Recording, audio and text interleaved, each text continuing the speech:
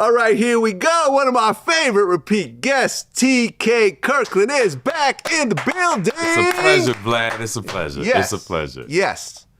Lots to talk about today, but I'm going to break some news with you. Okay. According to my sources, now I'm not 100% sure about this, but it seems like a legitimate source. Okay. It seems like Diddy's going to get bail. Wow. Yeah. This is an exclusive right here. Okay. It seems like Diddy is going to get bail, which I always felt he should have gotten. Yes, he should have gotten it. Yeah. Normally when you catch a case of that high profile, I've always felt that if they denied you bail, the attorney should always say you have to sit for a few months to take the heat off, let it simmer down a little bit. But they was going for bail with 3 times in 1 month. Yeah. Now, attorney that's doing a money grab will say we could do it because at the end of the day, you have to send that person a check. And they did it 3 times. So from my experience, when you do that, it's not free. To the people maybe watching, thinking that he's going up for a bail hearing and he should get it. Yeah, the attorney will always, attorney who's trying to rob you to me, will always say, let's go, we could do it. But a smart attorney will say, no, they denied us once. Yeah. We got to sit for a few months. Now, look, this happened a few months ago. If he gets bail, it's exactly what I was saying. Stay low-key for a minute, chill, you'll get the bail.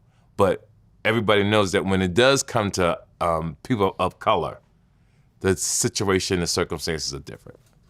And I've had to learn this myself over the years. You're paying your lawyer a lot of money. Mm-hmm. Listen to what your lawyer tells you. Absolutely. Because if you get advice from your lawyer and then turn around and say, no, I want to do this, the lawyer say, okay, I'll go with what you're telling me. So true. Because you're the boss and you're paying. But I've realized that most times, listen to your lawyer. Right. When you're dealing with high-end lawyers, they will give you their best advice. Absolutely. Because what happens when you have a high-profile attorney and ego? Yeah.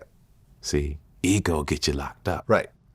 Ego like, nah, because you were successful in real life. Oh, yeah, no, I'm sure that Diddy probably was like, his lawyers probably told him, let's just chill and, no, I need to get out right away. Yep. What am I paying you for? That's right. Do your job, Yep. Take this money. I feel the same way. Do what I'm telling you. Right, I feel the same way. He's trying to Diddy his way through the legal system. It's not working. It doesn't work that way in the real world. Give me an example. During COVID, they had the fake forms that you can travel. Do you remember you could fill out the forms, whatever, I forgot the name of them, right? So me and my daughter was going to Hawaii, and I forgot to fill out the COVID form. I was gonna still fly there and work my magic, so to speak. Mm-hmm. And I listened to my daughter. She said, Dad, you can't do it this way. And she probably saved me from going to jail. Because some people did that and got locked up. I'm quite sure they're still in jail now, and COVID is over. Yeah. Right? COVID, that's so crazy about crime. You could get in trouble, and for your situation, like the PPP loans, they forgave it. You could have just did something very small, the amount-wise, and you probably would have got off the hook. But because of greed, because of ego, you got locked up. And I always tell people, success creates ego, but when you have character and take your time to get it, it's a different ball game. Well, yeah, I mean, I interviewed a guy that went to jail for PVP fraud. Okay. Baby Blue from Pretty Ricky. Yeah. He got some loans and he bought a Ferrari and whatever else, and then next thing you know, it all came crashing down and he goes to jail. That shit turned from a company that I was consulting, approving me to a loan, to next thing you know, I go to my accountant and I'm like, all right, nigga, this what I want to do this or whatever with the money. And they like, yo, I see a big chunk right here, like 100,000 going, where did that go? I say, I paid these dudes for getting the loan. My accountant say, yo, that's illegal. I say, what? He say, yeah, that's illegal.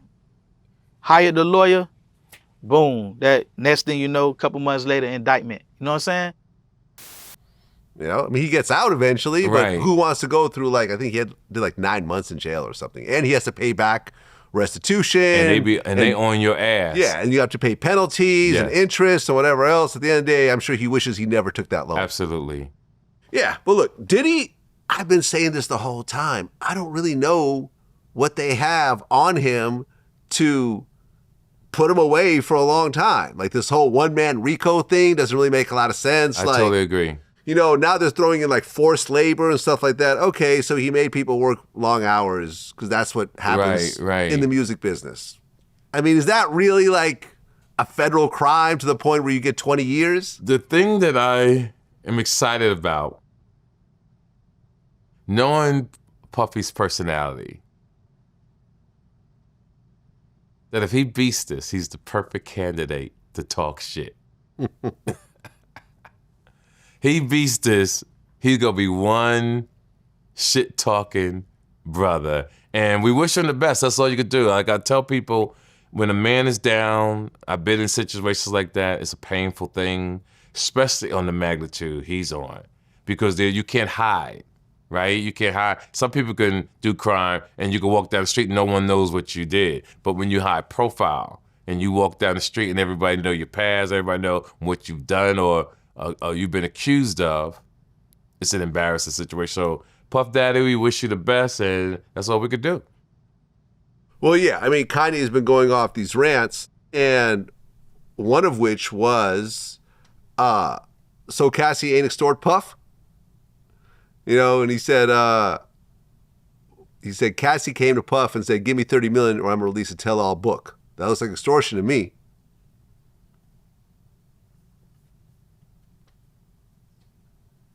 Let me tell you, when Kanye West talks, you don't know whether he's on his meds or off his meds or he's knows something that we don't know. When I think of Kanye, I think of a very clever guy. When it comes to marketing. The way he sells his clothes, like when he did the Super Bowl, and he was just laying down on his iPhone, shot a commercial, made $2, $3, maybe $4 million, selling some socks that look like shoes. That's phenomenal to me. Yeah, I mean, look,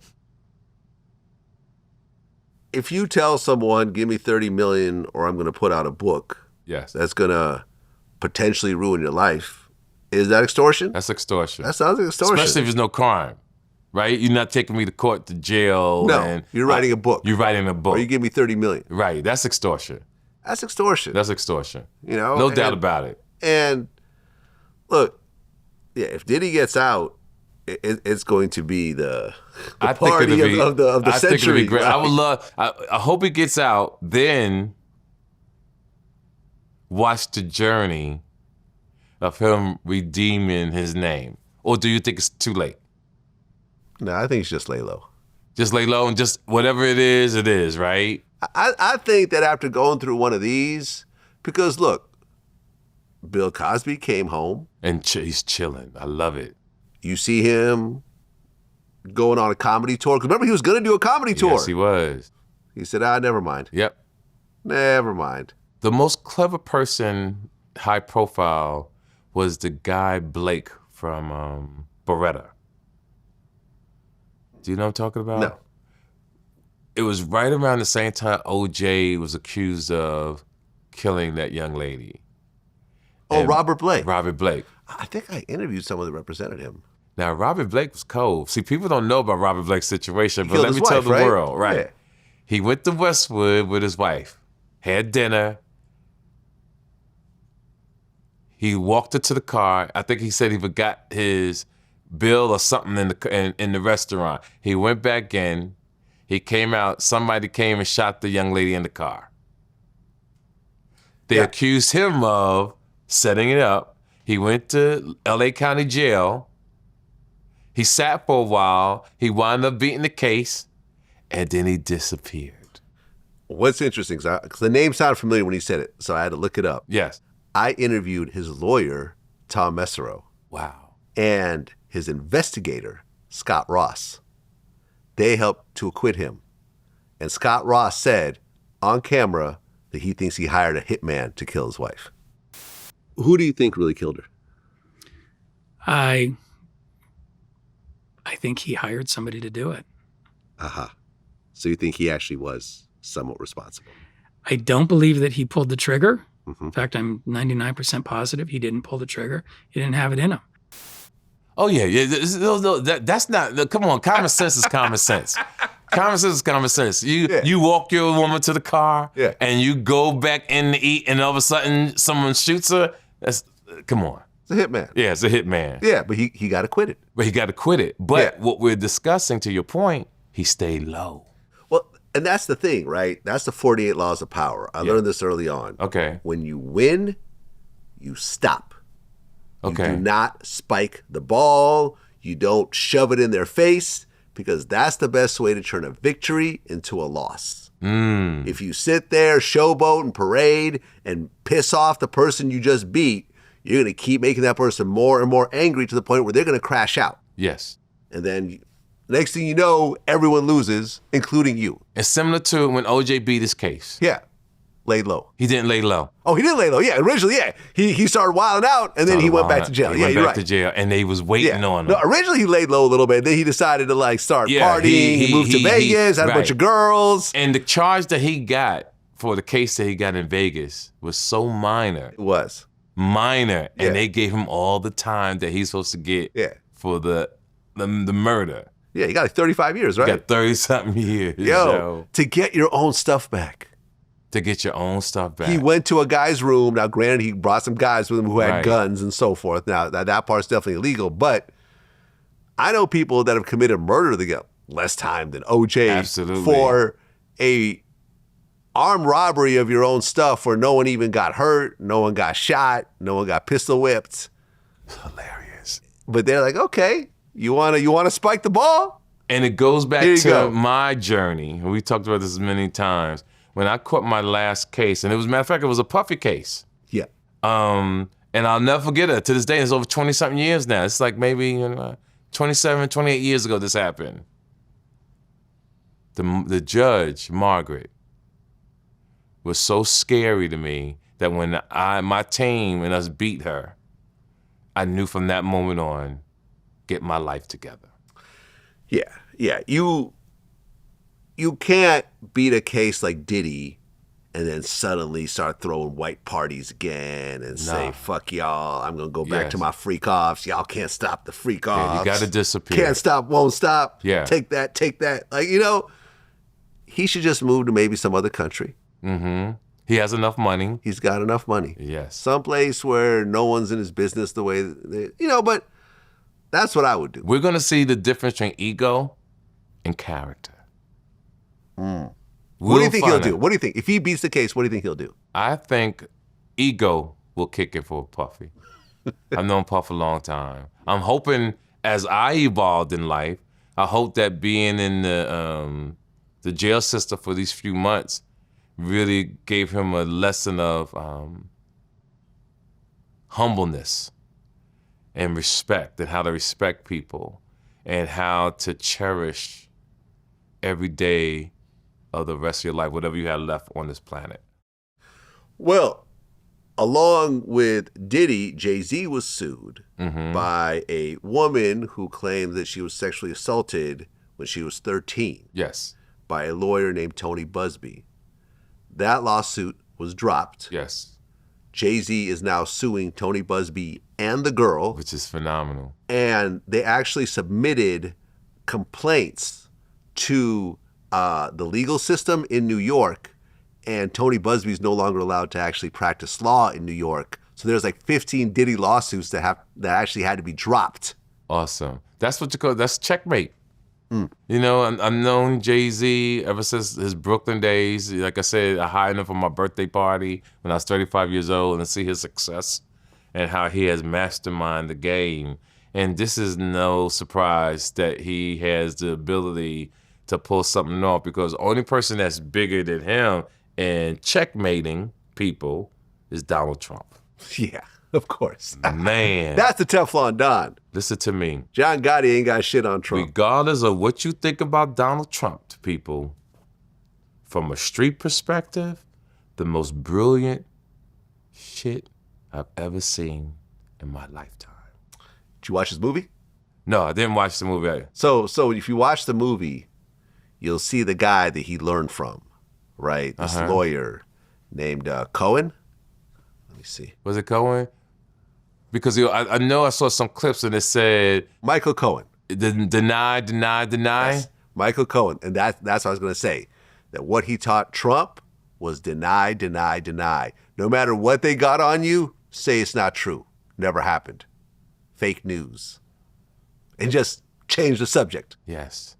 And it's brilliant because what I'm really preferring to is how the young lady in Atlanta was suing Donald Trump.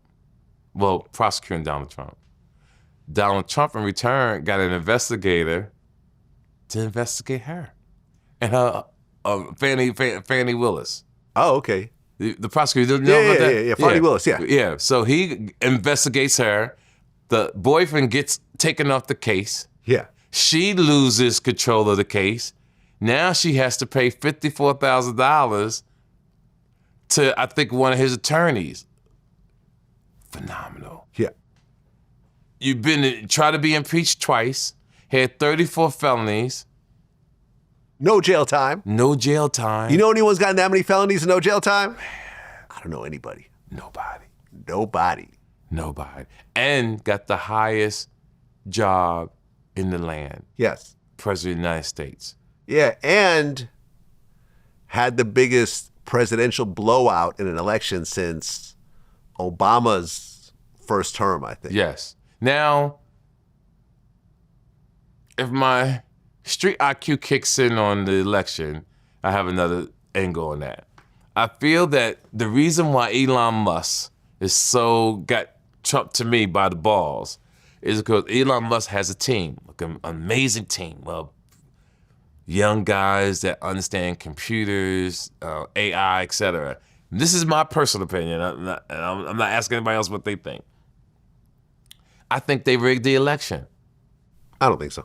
This is my opinion. Yeah, I think they rigged the election. I've been around the world, and I, to this day, haven't met nobody that voted for Trump. A lot of people voted for Trump. Oh, I just ain't met them. I'm just saying. No, well, California is not going to vote for Trump. Okay. California's always been Democrat. I think this is what happened, right? Okay. This is my opinion.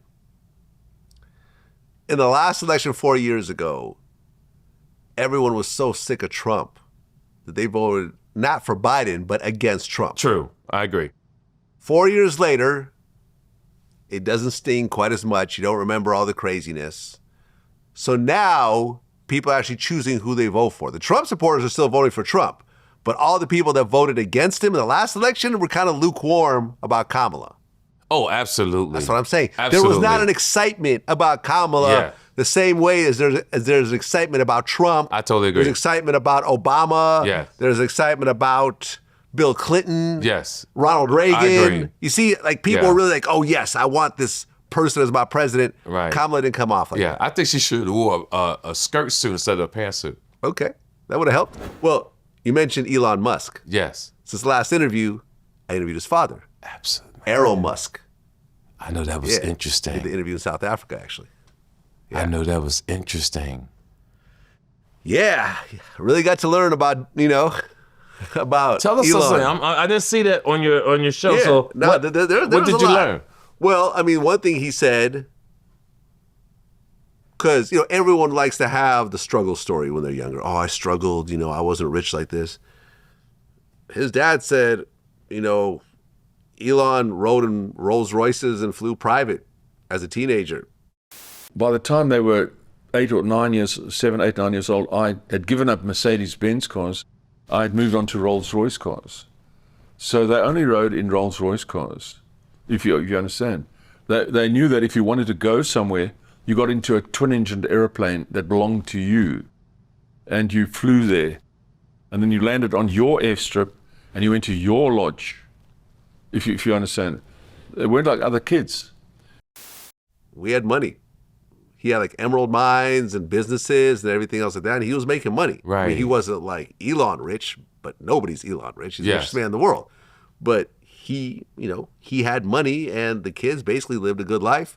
And in fact, like Errol even gave Elon some money for his early businesses, which he got back, with profits and everything Yes. else like that. But, he had help. He had help. But Errol is sort of an interesting guy in and of itself because at one point he got remarried and his wife at the time had a 4-year-old daughter. Mm-hmm. Years later, he got her pregnant. And Who did? Errol Musk. Okay.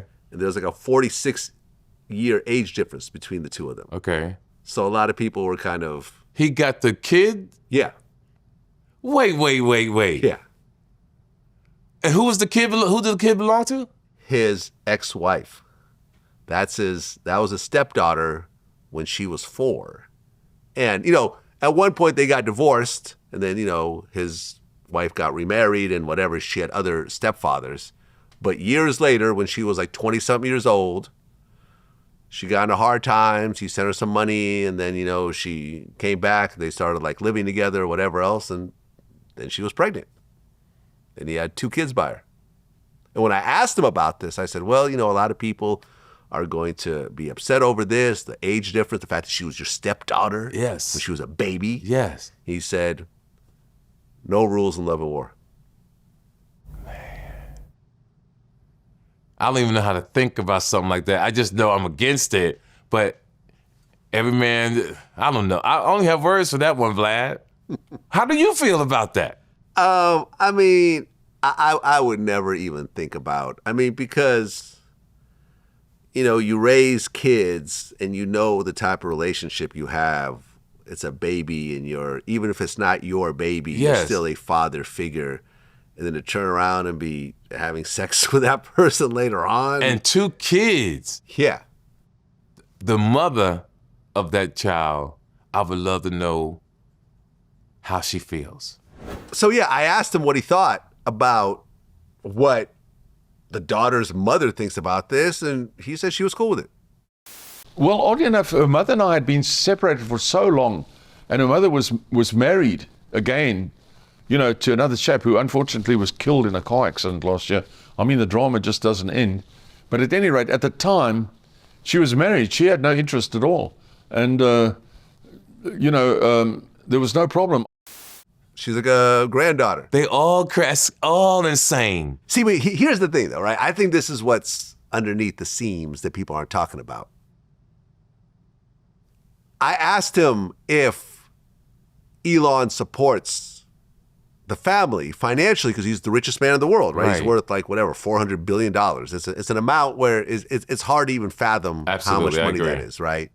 He said that there's a fund where every person in the family gets a certain amount of money, and if it's a woman, they get a little more money. If they have kids, they get even more money. If they're single, there's a little more money. If they're married, a little less money. But essentially, there's a fund that Elon put together where everyone is financially taken care of. So I don't think anyone's really going to try to rock the boat too heavily because I think they know they piss off Elon, that money will stop.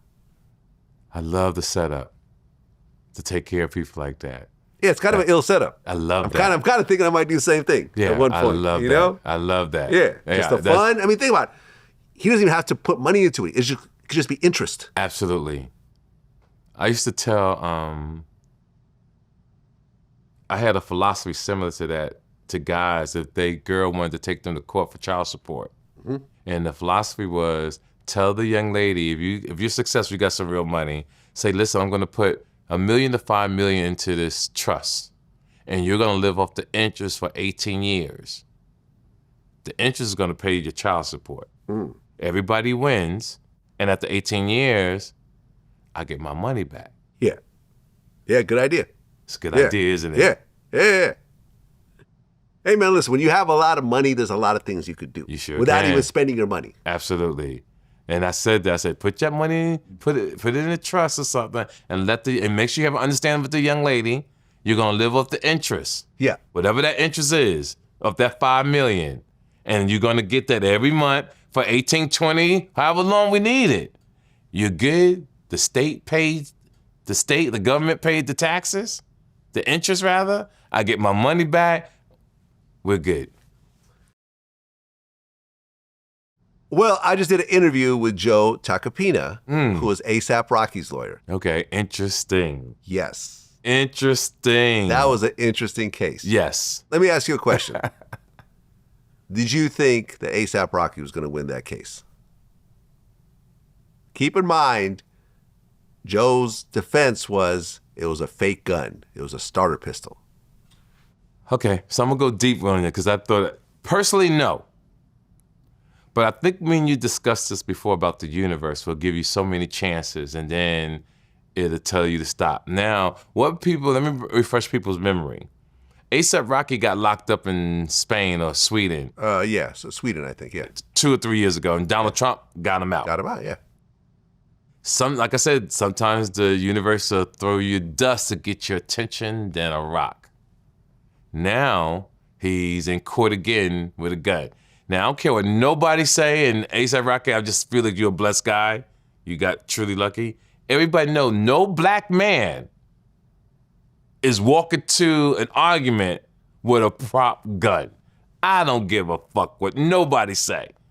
Nobody's going to confront another man with a fake gun. Yeah, I mean, I haven't brought that up when I interviewed Joe, is that I almost feel it's more dangerous to have a fake gun. Absolutely. In an altercation. Yes, right. Because you've now justified that person to shoot you dead. Absolutely. And when the dust settles and they see it's a fake gun, they'll say, this happened in Texas, right?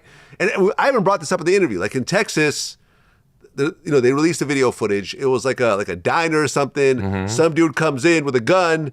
It's like starts robbing everyone. Give me your money. Hand it up, whatever. And there was like one of the patrons slowly pulls out his gun and shoots the guy dead. Walks up to the body, picks up the gun and goes, "God damn, it's a fake gun," and he throws it down. No charges filed. Walks away clean. That's what happens when you come in with a fake gun. Absolutely. And somebody happens to have a real one. Right. They are 100% justified. Self-defense, real gun or fake gun. Right. I would never in my life even own a fake gun. Absolutely. And that's my point. Much less pull it out and brandish it or carry it around. Absolutely. So now let's talk about luck and blessings. Mm-hmm. So Rihanna and the kids, I'm telling you now, helped him win that case. I think so. You put the biggest celebrity on earth in the front row of that courtroom and the jury's looking at him. Everyone knows who she is. Absolutely. Everyone knows. And they're like, Rihanna will be really sad if her kid's father goes to jail for like 5 years. So true. I'll feel bad if I and do that. my reaction when he jumped over the banister to hug her, I knew I was right. So to the young men and women who are listening to us, everybody doesn't get that lucky. Everybody don't have a Rihanna in their deck. Well, here's the thing. It's not exactly luck. Because at the end of the interview, I said, "Joe, I got a gun case. How much would it cost for you to take on that case?" He said, "A lot." I said, "Okay, let me rephrase that question. I have a lawyer right now. I pay her $950 an hour. How much do you charge per hour?" $2,400 an hour. I have never heard this amount in my life. I have never heard of a lawyer that charges $2,400 an hour. And he said he worked on that A$AP Rocky case for 3 years. He actually moved his office to LA so he could put his entire emphasis on the A$AP Rocky case. He could have, this could have been a $5-10 million lawsuit in terms of what Rocky paid out. Right. So that means Rocky and him is in the millions to him. Oh yeah. Easy. 3 years? Rihanna's a billionaire. Yeah. And Rocky does really well himself. Yeah, he does well himself. Playboy Cardi is signed to A$AP Rocky. Yes. Initially, I don't know if he still is, but A$AP Rocky has big singles, he tours. He works with Ray-Ban, he works with Gucci, he's got all these sponsorships. Yeah, it was worth it. David Klingman, one of my business partners, always said, do not spend whatever you have to for your freedom. Do not play with your freedom. No. Whatever it costs, pay it. No, man, listen, you see the difference between high-end lawyers and the lawyers that are just mid-tier. Yes. Because the high-end lawyers, you got some crooks here and there and whatever else, but most of them are so obsessed and just totally focused on winning. Absolutely, it's true. And they will do whatever it takes. They will, I've been around these lawyers. Like, they're gearing you up until the actual I totally agree. trial day and everything else like that. That they're going overboard, that they're going through, they're always reachable, everything. And I was blessed. And when you get a chance, Google Tony Capitella, attorney out of Long Island. He was the gentleman that helped me beat my case in 1998 with Puffy Combs. Tony Capitella and Frank Donato, those two guys. Phenomenal dudes, successful, very powerful. Yeah. So I get it. I mean, you have rock stars in every profession. Yes. Oh, yeah. You got rock star comedians, Yes. you got rock star singers, you got rock star producers, you got rock star movie stars, and you got rock star lawyers. Yep. Johnny Cochran. Johnny Cochran. Well, this guy was actually mentored by Johnny Cochran. I love When it. Johnny beat the OJ case, he set up an office in New York, and he took this guy under his wing. I can see that. I asked him if he ever asked Johnny if OJ really did it.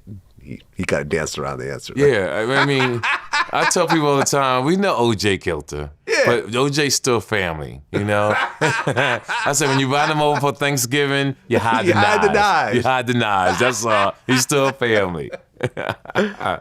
Well, we had talked about this a while back, and although you wouldn't answer the question, we have confirmed that you have a BMF tattoo. Yes, I do. Yes. We're not going to talk about where you got it from or the backstory behind it. Yes. How do you feel about 50 Cent and Big Meech going at it? Whew. Let's put it this way. I plead the fifth. Anything I say can go against me, and both those guys are my friends. Okay. Yeah, they both my friends, so I cannot. What the world needs to understand is that, and I'm glad you brought it up, some things you just don't have to talk about because it can lead to destruction, right?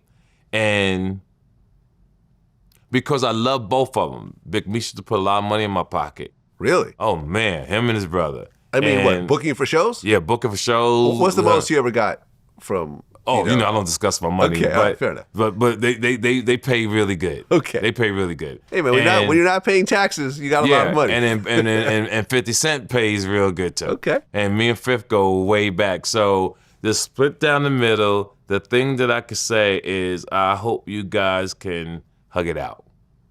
How about that? Well, if we take Big Meech and 50 Cent out of the story, there's a very interesting lesson here, right? And that is with Lil Meech. Listening. Let's talk about this for a second.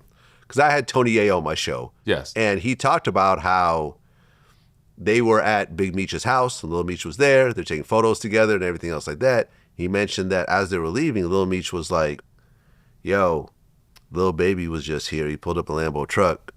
He didn't give my dad nothing. But when we go to your crib and me and Murder sitting in the backyard and you like, yo, Little Baby ain't give me no money. He came in a Ferrari truck. He had the Ferrari truck. He had 4 pockets full. I'm looking at this nigga like, yo, this nigga tripping. Like, Little Baby he's not obligated to give you nothing.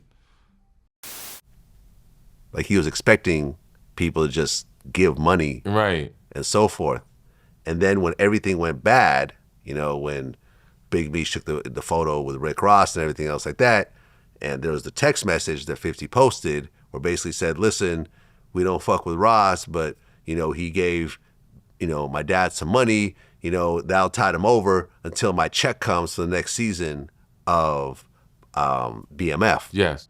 Now, here's the interesting part about this story. Once Tony Yayo started chiming in on this, Lil Meech made like $4 or $5 million and blew it all, buying things like Chrome Heart jeans that are $10,000 a pop. And I went through his Instagram and found something like 5 to 10 different pairs of these jeans. Yeah, somebody told me about those jeans that cost $10,000. 10. I don't own $10,000 That's jeans. insane, man. That's insane. That's insane. Do I have a piece of clothing worth that much?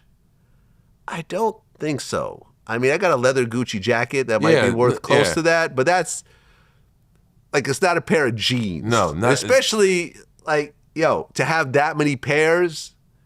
It seems to me that Lil Meech thought that he could keep up with what his dad used to do. Mm-hmm. But you are an actual legal worker. You pay taxes. You're only going to get so much money. You can't expand and, you know, do 10 times your output like your dad could do, all illegally. You are actually having to go through, and you're not a superstar actor. You're in a show because you're playing your dad because you look like him. Yes. And I'm going to take it deeper. I've seen a lot in my lifetime, and what people don't understand is the well runs dry eventually. Yes. Bottom line. And you know, there's so many different sayings from our mothers, fathers, and grandfathers.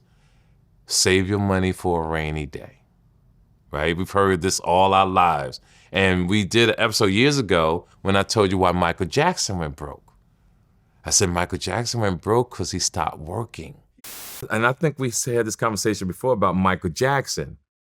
When Michael Jackson went broke, and I told everybody that Michael Jackson went broke because he stopped working. Yeah. But he kept spending. Yeah. And I could tell anybody watching us, and I think you understand what I'm about to say, if you spend $1,000, you better put it back or as much as you can back. The goal is to spend money, but to replace it. Yeah. Because if you keep spending, and you're not replacing it, eventually you're going to end up broke. Yeah, I mean, I went broke before. I get it. Because you think the money's going to keep coming forever. I'm not going broke. I've never been broke. You've never been broke? I'm cheap. Okay, I went broke in my 20s. Yeah, no. You know, by the time I hit it scares me. It ain't happening. Oh, well, it scared me forever. And so now you know that feeling. Now you know that feeling. You know that feeling. Now I know that feeling. Yeah, no, you know that exactly. feeling. Because I told myself if I ever, not if, but when I get back to that point, I never said if. I said when I get back to that point, I'm going to always remember how I felt. Yes. Not being able to pay my taxes way back when. Yes.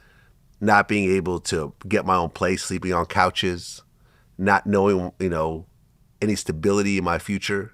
Like I had to learn, and that sting hurt because I was balling out. I had drop top, you know, 300 SL, and I had the new house and the fly wife and all that type of stuff. All that went away, man. Yes, sir. All that went away because the money stopped coming in. I saw an article on Allen Iverson, and it talked about how he spent $200 million in his career and all the people who used to hang with him.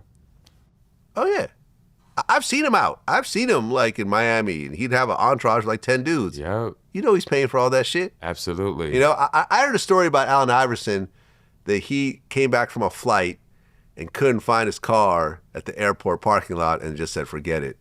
And just had a car service bring him home and just never even bothered to find the car. Man, I can believe it. I'm never going to tell nobody how much I make, or I just use the word successful. I can have $1,000. I think I could feel successful, right? Neo, it was me, Neo, and Allen Iverson in a strip club about 30 years ago. And they was throwing up major cash. And I'm sitting around talking about, look at all this damn money on the floor. So me, you know, I'm just being honest, me, I act like my shoes untied. And I was stuffing my pockets. Matter of fact, it was in Atlanta. I was stuffing my pockets. With their money. With their money. Yeah. Listen to me. Fuck them strippers.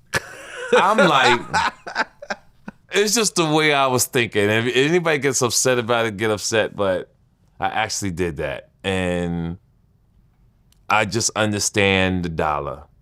And I respect it. And I was taught, you discuss this again. You don't want to be old and be broke. I don't care what nobody say, Vlad. Oh, yeah. No, being old and broke, being young and broke is okay. Yeah. You got a lot of times to turn, a lot of years to turn it around. Turn it around. I was broke by, like at 29, I was broke. It took me about 10 years to get to that level again. Okay. You know, I was well off. And you was disciplined 10 years. 10 years now, we know it goes fast, but 10 years when you're young, it's like a lifetime. Well, but here's the thing, and I feel like people don't seem to get this part, right? Okay. For you to graduate high school, it took you 12 years of work. Yes. you had to get through elementary school, then you had to get through junior high, and then you get to high school, and you got to get, to being a senior and having good grades. And for a lot of people, then you go to college, you spend another 4 years, right? That's 16 years. Yes.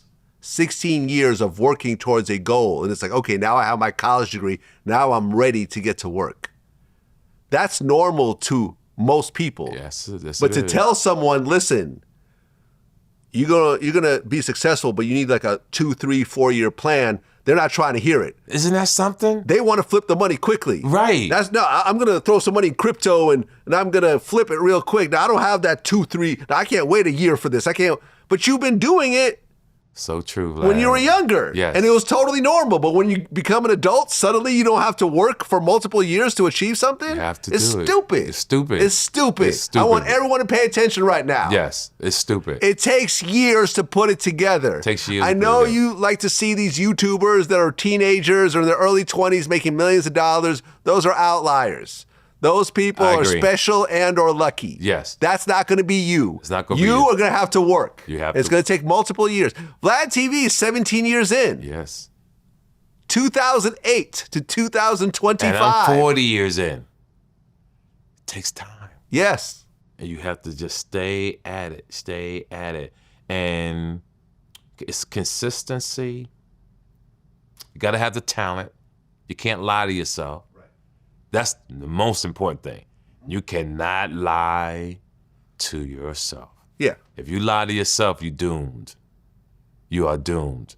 And you just got to believe and hope things fall in your order. But remember, and I said this on my Instagram the other day, if you could pay your cable, you could buy groceries, you could buy clean underwear, you could feed your family or yourself, you're successful. You're successful. Don't think you gotta have millions of dollars. Don't think you need a lot of cars. Cause we got everything, Vlad. You see how we pull up when we out here. We pull up in some fly shit. Yeah, but I really have one car. Yes, but what I'm saying is we have nice things. Yeah. Don't matter. It don't matter. And I tell people in your 20s, your 30s and 40s, you think people care. In your 50s and 60s, you realize nobody gave a fuck. Well, yeah. I mean, nobody cares about the things you have, and the things you have are not all that important, but having a financial base. Yes. Having look, a disaster is going to come in your life. Absolutely. Okay? I guarantee it. You guarantee it. The person who's watching this right now, I don't know you. I've never met you, and I never will. But I guarantee you that a disaster is coming. Yep. Maybe not this year, maybe not next year, but within a certain number of years, there's going to be a major disaster in your life. It might be a health problem. You might lose your job. You might go through an ugly divorce. Someone might steal from you. You might have a bad accident. We don't know. But it will happen. It's coming. I don't know anyone that lived their life without any sort of major disasters at some point. I agree. And at that point, when you have your money right, it's going to go so much smoother. Absolutely. Oh my God. Yes. And I tell people, you want money for war. Yes. War. Because a war is coming. A war is coming. And you have to finance it. Yes. You better be ready. Yes, a war is coming and you have to finance it. You have to finance it. Right. To win. Right. And if you don't have the finances, you're just going to lose. You're going to lose. Bottom line. That's it. That's the perfect analogy. There you go. Perfect. If you don't have money for the war that's coming, you're going to just lose the war. You're going to lose the war. Whether it's a court case, whether it's your car. Because in actuality, we really don't own nothing. Everything we got this right now, we're leasing it. Yeah. When we pass, someone else is going to live in your house. We got to give it They're back. going to sell whatever's worth. Someone else is going to wear your watches. Yes. Right? You got to give it back. You got some chains? Yes. You're not King Tut. They're not going to bury you in the chains. Absolutely. Whoever your girl, your kids are, they're going to sell those chains and they're going to cash out. It's not even going to have a meaning with them. No. And some stranger's going to be walking around with your shit. Oh, they're going to melt it down. Yes, it's not going to have a meaning. Isn't that fucking hilarious? It's not even going to be a meaning. Something that you cherish. No. I ain't going to tell you that. No. And that's why on my post I was telling the young men, when you get 42 years old, I think that's when you become a man. And some kids like, oh, I'm a man at 22. Yeah, exactly. That's cool. 25. I don't even argue with them. It's cute. You know? Yeah, really? Okay. Yeah, like, you got really? that. Really? I'm not even going to waste my time with you. Like, really? And what I want people to understand about that quote, that post, when people start dying, or yourself, you get close to death, right? Because you know in your 20s you should have a long life, but some people die. But when you get in your 60s, you know that shit is really fucking close. Well, you reach a point where you know you have less days ahead absolutely than you had behind you. Yes. And that's an interesting thought, because I'm in that mode right now. Yes, and I think about it all the time. 65, lad. Yeah. 51. And I cherish talking to you. I cherish getting on the plane. I cherish people I meet. See, you get older, and that's why I tell people, you have to live to understand what we're saying. And what we mean by live, not that you travel here and there, lived. You have to have made it to your 50s or 60s. Mm-hmm. That's what I'm saying by living. When you get to those ages and you made it, because to make it to where we are, it's a blessing. Yeah, and it takes a certain level of intelligence. Cleverness. A little luck. A little bit of luck. A little bit of luck, right? A little bit of luck. A lot of character. Yeah. And if you don't have it, you will get it if you understand life. A man told me a long time ago, he said, TK, if you have lived, you're not afraid to die. It's when you haven't lived, you're afraid to die. And what I could tell people, I have lived. And people talk to me and say, TK, why you talk about death a lot? I talk about death because I know it's inevitable, and it's something that every person that watches our show should discuss with their children, discuss with their mother, discuss with their father, because a lot of people, a lot of kids leave this planet not talking to their parents about death, and they fall apart. They are destroyed. And people need to understand that is, when you come to this planet, you signed a contract with the universe. And I tell people the universe will give you 365 tries every year to become what you want to become. Don't look at it as days, right? Look at it as tries. You get 300, and let's say chances. You get 365 chances to become what you want to become. And if you do right by the universe, guess what? They sign you up again. They renegotiate your contract and give you another 365. And if people looked at it that way, you will achieve a lot more. But everybody's wasting their fucking time. Well, look, recently, this rapper we interviewed a while back named Lotto Savage was killed. He was 36 years old. Yes. That brings the number of people that I've interviewed that have died violently to 21.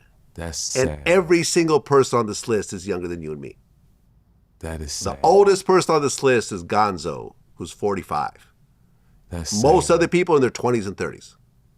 So it's very easy. And look, shooting, stabbing, shooting. Like, some of these cases are unsolved. Yes. Like, just recently, I don't know if you know about the whole Mo 3 murder that happened a few years back. Yes, when they chased him down the highway. Yeah. Yes. Well, recently, Yella Beezy was arrested for capital murder. They're saying that he hired the hitman to kill that guy. And he's in jail right now. And I've interviewed both these guys.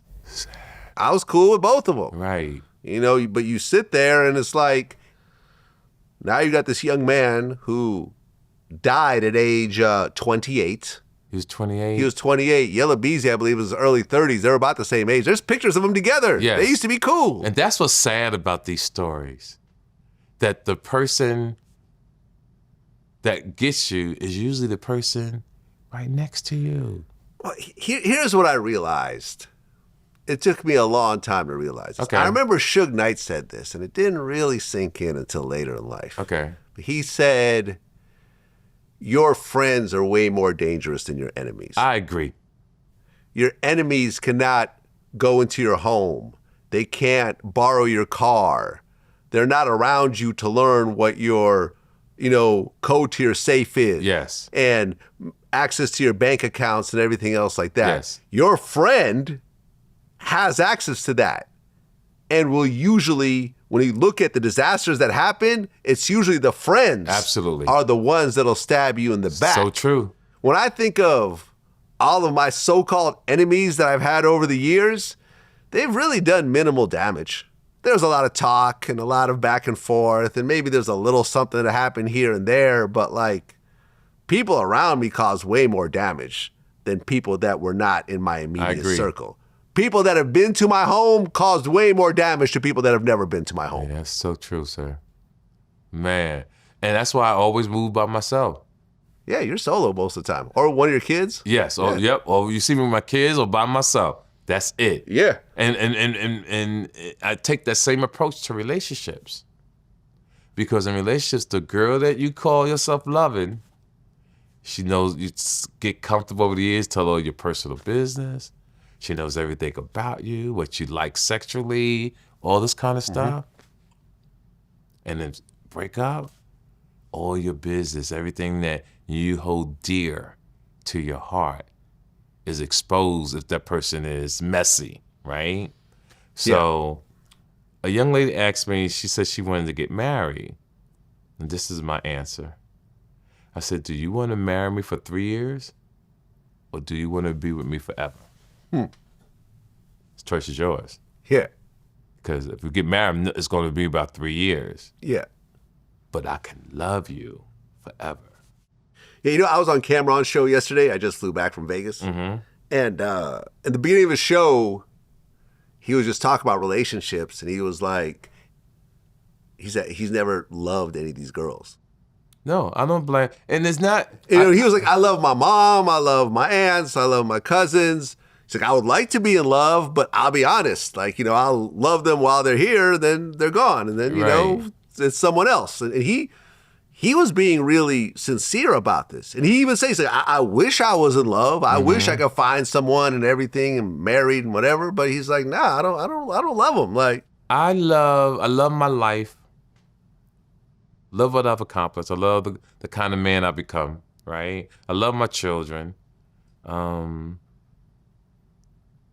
My daughters have taught me what love is. It can't be the same with the woman. Yeah. But my daughters have taught me how to deal with things I always thought might have been petty. Or how you have to embrace stupid shit. It's like kids, women sometimes, to me, some of the things they say, stupid shit. Right. Yeah, I'm just being honest. And because the way I think is different than most people. And I'm like, are we dealing with this stupid shit? But because my daughters, I got to put the stupid shit aside and embrace them as a dad. And that has what taught me to deal with women. I mean, so are you saying, similar to Cameron, you've never really been in love with a woman? I've been in love every time I was under the sheets with a young lady. Right. I was in love. Then it fades. That's what I love. I'm going to leave it just like that. If I ever slept with you, trust me, it was calculated. I just don't put my penis in anybody. I calculated. It was something about you that was so special, so unique, that I had to be as one with you. And now whatever your personal life turned out to be, you was a horrible person. You didn't have your life together, so to speak. That's your personal life. Has nothing to do with me. Oh, yeah, no. Cameron broke it down to be like, I meet her, and then, her credit's fucked up. Yeah, I go to her people house, don't understand and that. The kids, the house is full, dirty, Right. and, and the kids, the baby daddy's That's just like, right. nah, I'm good. And see, people don't understand that. I told a young lady not too long ago, I said, we might could go out, but once I meet your children, see, I got to meet your kids, your mother and your father, before I say I'm going to be in a relationship. I said, because when I'm with you, it's really about everybody in your life. Do I like them? Do I want to deal with that for the rest of my life? Let's say, people don't think about this, but I do. I marry you or we move in together. Now your mother's sick or your father's sick. Now you want to move them into the house, right? To take care of them, because, hey, that's your dad. You love him. TK, I love you. My dad is sick or my dad lost everything. Can he stay with us? I ain't doing that shit. That just ain't me. You got to know who you are. Your mother ain't coming over here. I was at a restaurant in Teaneck, New Jersey. Overheard a Supreme Judge sitting at the bar. He met some young lady. He moved her in, but she had a dog. She didn't have no kids. The dog was shitting all over the place. The dog was blind in one eye, knocking shit over. Because of his success, he said he had to give her own apartment because he didn't like how he was feeling with the dog and all that stuff running around his home. So what women need to understand is just not the fat ass or how you attractive. Young lady, and guys that say this, guys, you ever dropped a woman off at a house?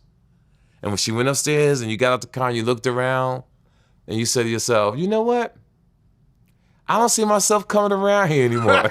Oh, that's happened to me. Oh, yeah. And here's the problem. When you meet them, they'll be like, oh, yeah, I got my own business and I'm a graphic designer, blah, blah. And you finally go to their house and it looks like a hamster cage. There's just shit everywhere, piles of clothes in the corner. It means dirty everything. Floors, everything else like that. It means that I met a girl so fine. I thought this girl was fine. And she lived in Harlem. And I had the nice Lexus. But I couldn't, I'm on driveways, pull my whip up in the driveway. I think I parked the car 3 blocks away. Now I had luggage. I'm TK Kirkland. I'm pushing luggage down Harlem. 3 blocks. 3 blocks. I get to a place. She's on the 9th floor. No elevator. I carry the bags. Wait. I swear clearly to God. I did not take that comment seriously enough. 9th floor, no elevator. No elevator. That's some real New York shit, by the way. It's New York real shit. It's some New York now watch shit. this. Yeah. I'm exhausted when I get to the top fucking 9th floor. And I'm going to say exactly what I said in my head to you. I said, when I go back down this motherfucker, I'm out because I'm not coming the fuck back up. I think I stayed in that apartment for 4 days. I never went back down them damn stairs. I knew that when I left, when I was walking out that door, I was never coming back. Well, one of my VladTV YouTube members, Esco, he brought up the question, how old is the oldest woman you've ever had sex with? That's a good question. About 50, 52. Okay. Yeah. Remember, anybody older than me is really a fucking senior citizen, right? I'm really a senior citizen. The thing is a gift and a curse. People think I'm in my 40s. So when I am telling these stories, it's hard for them to believe it because I'm not frail. I'm not coming in with a cane. Yeah. Right? I don't have this long gray beard. So I teach people, I took care of myself. I work out all the time. I take grooming very, very seriously. My grooming got to be on point. What's the grooming? Haircut. Yeah, break it down, I'm saying. Yeah, always got to take a shower. Always got to smell good. Okay. Underwear game got to be on point. Fresh socks all the time. I don't wear socks but one time. Oh, so you throw them away? I throw them away. Wow. Yeah, underwear one time. What? It got to come out the See, some people spend money on jewelry, right? Some people buy a lot of cars. Well, you got some jewelry, TK. I do have some jewelry. Come on, you talking to me now. But that means I have I'm an old head. I got shit in the safe. Right. But my underwear game got to come fresh out the bag. It's something about that tearing that shit, and it makes me feel amazing. Huh. I don't need 20, 30 cars. I don't need a private plane. But I got to have a manicure and pedicure. I got to smell good. I got to be able to go first class. Yeah, I'm just noticing your nails actually look very nice. Yeah, I take care of myself. We're bringing them up in the camera. Yeah, I take care of myself. I just noticed and they're not it. polished. I'm peeping game here. Yeah. And I got to smell good, right? It's important to me. By the way, recently I got a new bottle of Creed cologne. It's good, ain't it? Like, men were like, hey man, I just, no homo, but like, yo, your cologne smells really, what kind of cologne is that? Yes. Like, and women were, I'm like, oh, okay. This is what happens when you spend like $300-$400 on a bottle of cologne, as opposed to going to like Target and just buying whatever cheap shit is, on the shelf. But I tell guys, that'll work though. See, what we want young men to understand, and women, even if it's cheap, because unless you actually get the kind of cologne we spend our money on, you don't know it. Yeah. So the goal is just to make sure you smell good. Yeah. Even if you got to go into Walmart, throw a little something on. Yeah. When you go through the store, you put a little cream on your hands to smell good. Yeah. You can do that. Oh no, listen, I have one of the rooms in my place, and I've had this for years and years. It's a barbershop room. Is that right? I have my own barber chair. I don't go to barbershops. My barber, who's been with me since he was like 16. That's amazing. Comes to my house, right? This is like, 10 years in, now, or that's some 12 fly years shit. in. And I got my own barber chair, got all my own stuff, my own clippers, my own little hot lather. I gotta stop you. Yeah. I've been a lot of places, seen a lot of shit. Oh, you haven't seen that? That's some Oh, yeah. fly Every shit. place I live in now has its own barber room. That's fly, Vlad. Now, ladies, I'm gonna tell you a story, man. I know you got some other questions, but I don't want to forget, right? Me and Vlad was talking about children and a vasectomy about a month ago. Mm-hmm. We was in New York, we was just on the phone talking, we just talking about life. And Vlad says some of the flyest shit that I ever heard. And can I tell you business? Yeah, go ahead. Vlad has a vasectomy, ladies and gentlemen. But Vlad has his sperm in banks or something? Yeah, in a cryo bank. In a cryo bank. It's frozen. Yeah, so after I had kids, yes, and I saw they were healthy, yes, I got a vasectomy. He got a vasectomy. But before I did, I froze my sperm. Yes. So I got a million kids on deck. He got a million kids on deck. And he can pick and choose who can have his baby. Yes. The flyest shit I've ever heard. Not only do I get to life. pick and choose who can have my babies, but I could choose the gender of the babies. Yes. I could do one girl, I could do two boys, I could do two girls, a boy and a girl. And it's not that much. Am I right? You explained to me, look, a couple thousand? Like $50 a month or something. 50, just store listen, people. Man, listen, I'm going to tell a story. I probably shouldn't be saying this on camera. But okay. Fuck it. I'm not going to say who it is, but there's a famous guy. He's not really famous himself, but he's got a chain of stores that if you ever go to the mall, you've seen these stores before. Okay. Him and his wife have 10 boys. They're all the same age. It's phenomenal. All those boys are biologically him and his wife's kids. How did he do that, you may ask? They did in vitro, and they had probably anywhere between 6 to 8 surrogates that got pregnant at the exact same time, and they all gave birth to these boys. When you do in vitro, you can decide the gender of the baby. Yes. Now, you can't decide the eye color or the hair color or their skin color or how tall they are. No, you can't do that. But gender is allowed. Okay. So him and his wife decided they want only boys and they want them all to be the same age. So they could raise them all at the same time so it's not staggered. So him and his wife have 10 boys all born within a month of each other. That's fucking phenomenal. That's science taken to the extreme. To the next level. But listen, if you don't want girls, if you really all are about boys, you could do this. It's completely legal. Please look it up, guys, because Lord knows if we understood, as I had it years ago and understood, I think the world, because we got money, right? Yeah. Especially my guys my friends got money. Yeah. You could change your life instead of playing Russian roulette. No, listen. Now, I have another friend who had 2 kids within 7 months of each other with 2 different women, and it was a bad situation with both of those women. Yes. And it still kind of is. Yes. Because, and he got a vasectomy afterwards, so he doesn't keep repeating the cycle. Yes, yes. I'm sure we all have friends like this who had a bunch of kids that they weren't planning on, and the baby mothers are nightmares and everything else like that. You know? But thank God my kids are grown now. Yeah. But I went through that shit. Yeah, man. So I had to mention that because that was on my mind. They need to hear this, to know that it's something out there like that exists. And you control it. You control it. That's fucking phenomenal. I know that I can never get anyone else pregnant who I don't want to get pregnant. That's phenomenal. It is 100%. And I could do 1,000 cream pies tomorrow. And none of them women will get pregnant. With 1,000 different women. And none of them will get pregnant. That's awesome. When I have sex, I pretend that I come in a woman. I do the whole emotional thing and everything. I do it all. But what you know what's going through my head? And I want everybody to pay attention to me. Daycare. Listen to me. Listen to me. Fuck the abortion.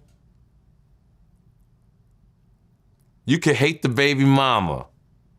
But before you have sex, I want you to go to your local daycare and find out how much it costs a week.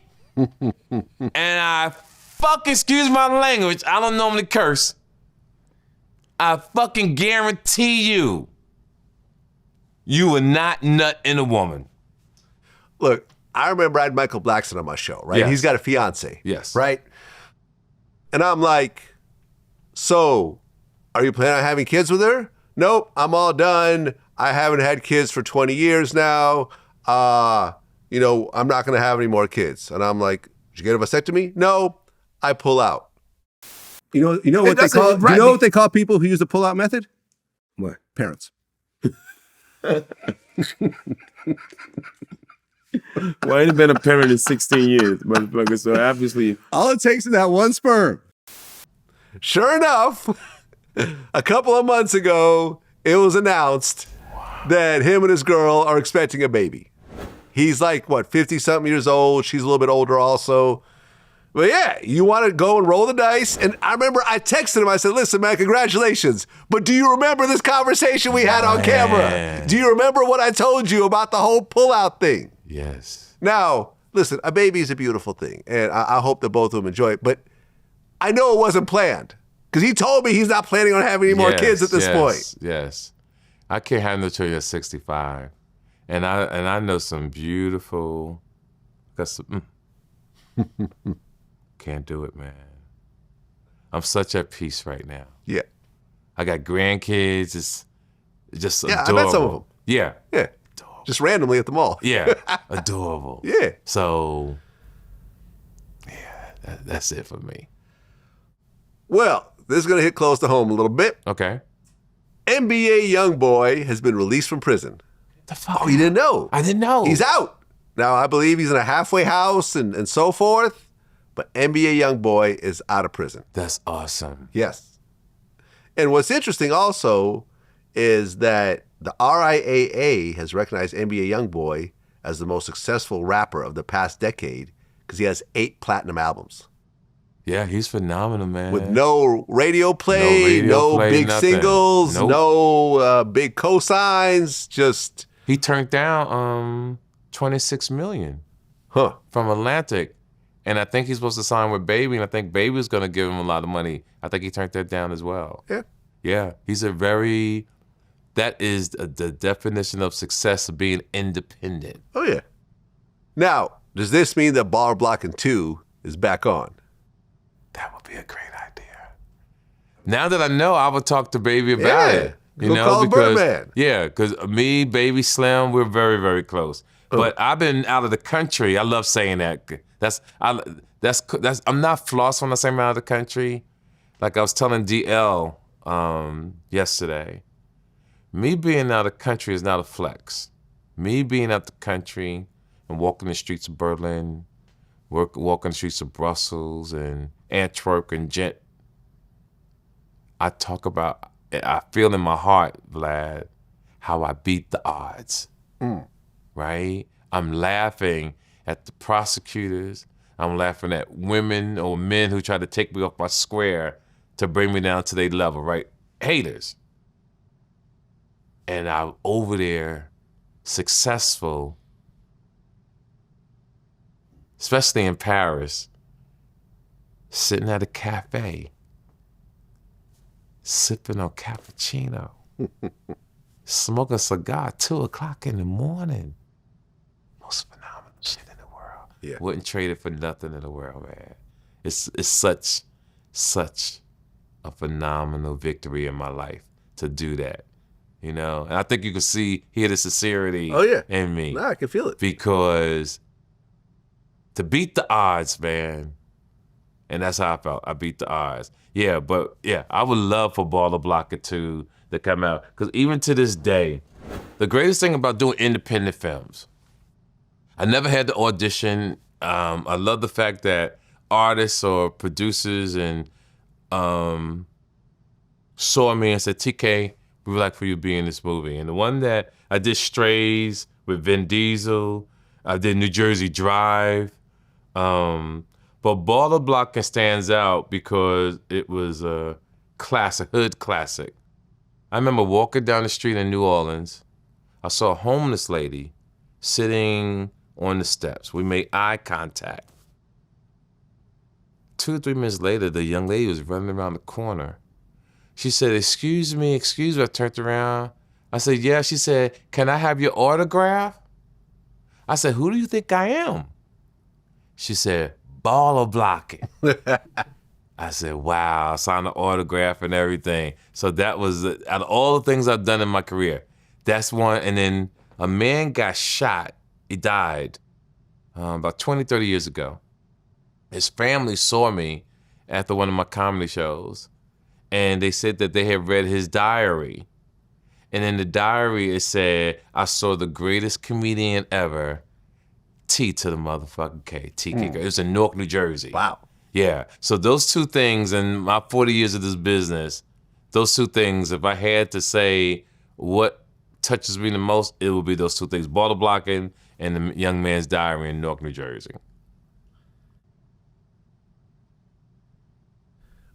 One of my members brought up something that I did not know existed. Let me just shout out who did it. Okay. Because I like to shout out Jabaro202. Yes. VladTV YouTube member. Is this you right here?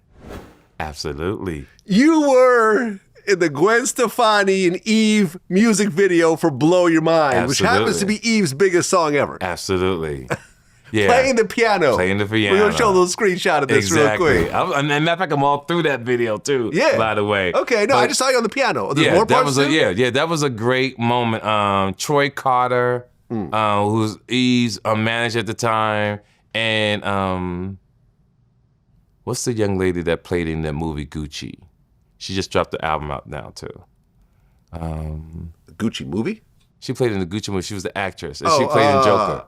Yeah, Lady Gaga. Lady Gaga. Okay, yeah. So all of us are friends. Oh, you know Lady Gaga? All of us are friends. Okay. So, like I said, my world is like fascinating.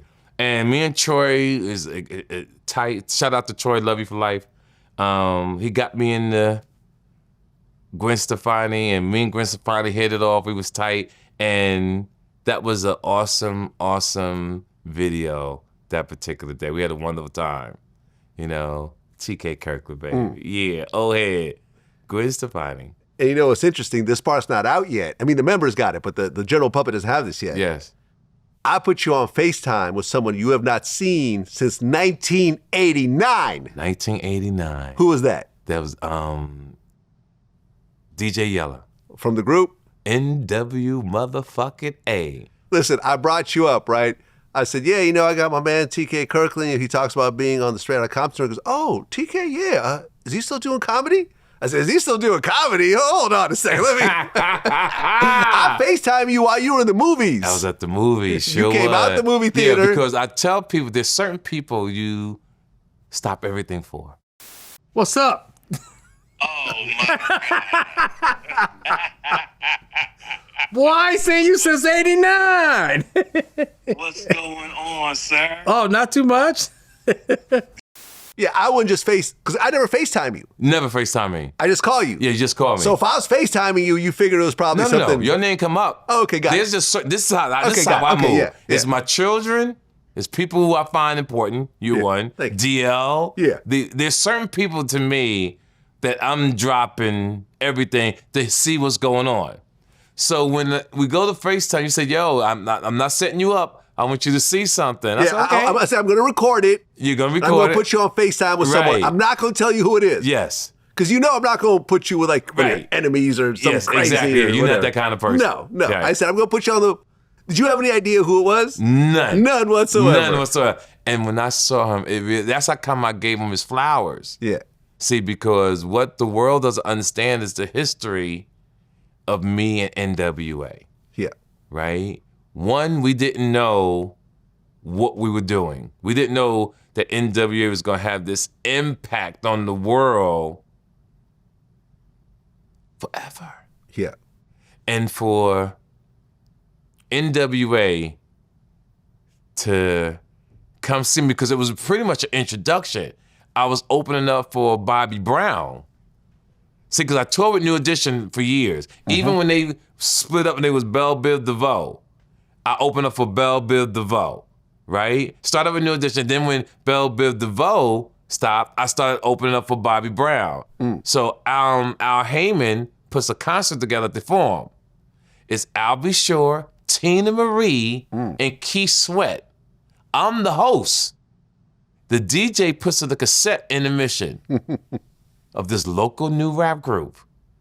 And all these kids lost their mind. The song was We Want Easy. I didn't know who they was, but Bobby Brown did. And I said, "Bobby, who the fuck is that?" And Bobby pointed Eazy-E and them out to me. I walked off the stage. Don't ask me why. I just walked off the stage, walked right up to Eazy. I said, "My name is T to the motherfucking K." Eazy-E said, "I'm Easy motherfucking E." We hit it off, him, Ice Cube, and Dr. Dre came to see me perform at the Comedy Store, because a week later, we was going on the Straight Outta Compton tour.